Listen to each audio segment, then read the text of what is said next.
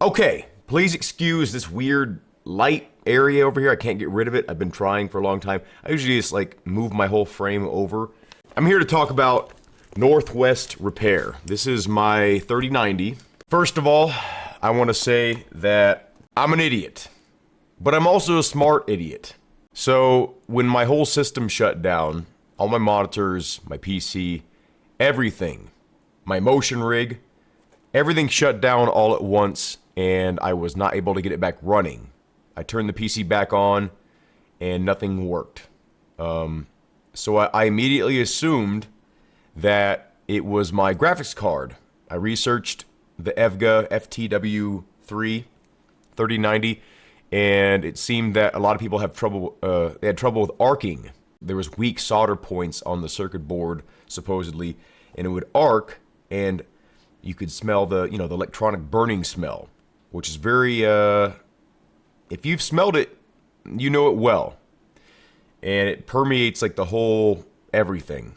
But it turns out it was actually my motion tower, the control box for my motion rig, and not my 3090, because I found out later that there were burn marks on one of the motherboards inside the motion tower. But I researched component failure in PCs, and if a component is suspected, it's smart not to use it in your build, because it could damage other components. But I bought a new GPU, the 7900 XTX by AMD. It's the Merc 310, I think it's called. It's been a good graphics card, but it has a lot of little quirks that kind of bother me. But everything worked.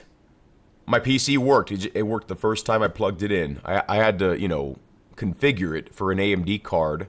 All the drivers, I had to wipe all the NVIDIA stuff off. But it worked, so I knew it wasn't my system.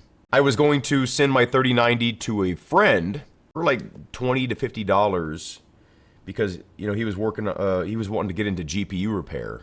I'm glad I didn't do that because there was nothing wrong with the card.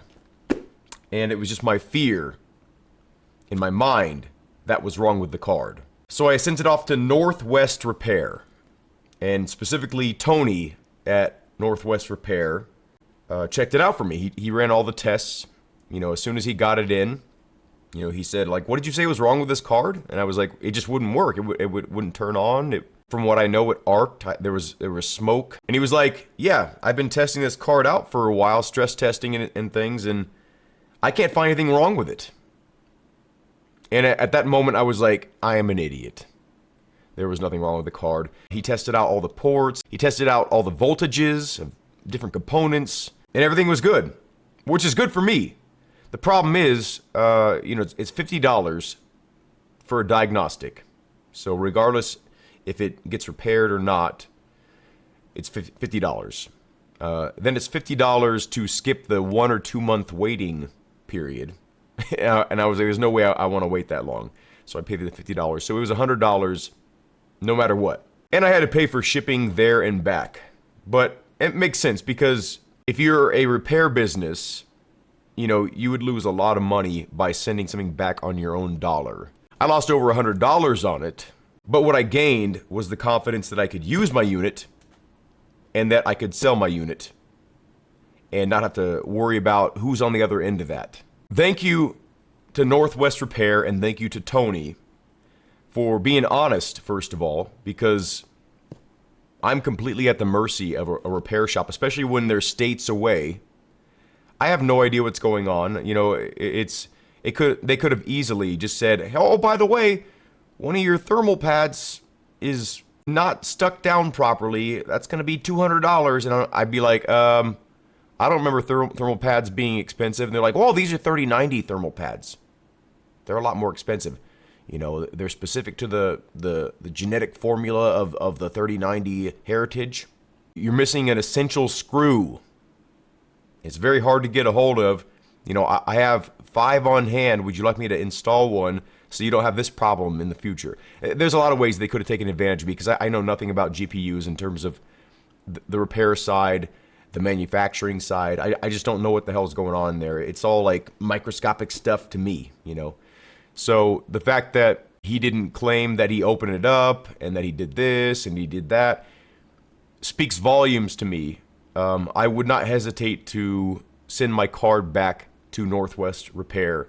And I can recommend the service, and I appreciate the community for speaking out about them to let me know that they exist, because I think I had stumbled across their videos in the past, but it didn't pop out in my mind when it came down to, oh, I need a repair station. Because I called like 3 or 4 different places, and they were all telling me these crazy prices, and that they didn't have the tools to fix this, or if they did fix it, it was going to take hours and hours and hours and hours, and they charge hundreds of dollars an hour, and they're like, it's pretty much, you know, you might as well buy a new GPU for how long it's going to take to repair this card, based on what we've heard, you know. They were telling me all these horror stories. I shipped it in an AMD box, so I kind of shamed my card, didn't I? But here's my card. It's good to know that my card works, and what we're going to do, not on this video, but we are going to install this card. We're going to compare it against the 7900 XTX on a few of my favorite games. And actually one specifically, EA WRC. I want to see what kind of performance we get compared to each other. Have a good day. Thank y'all for watching, and I hope to see you in a future video.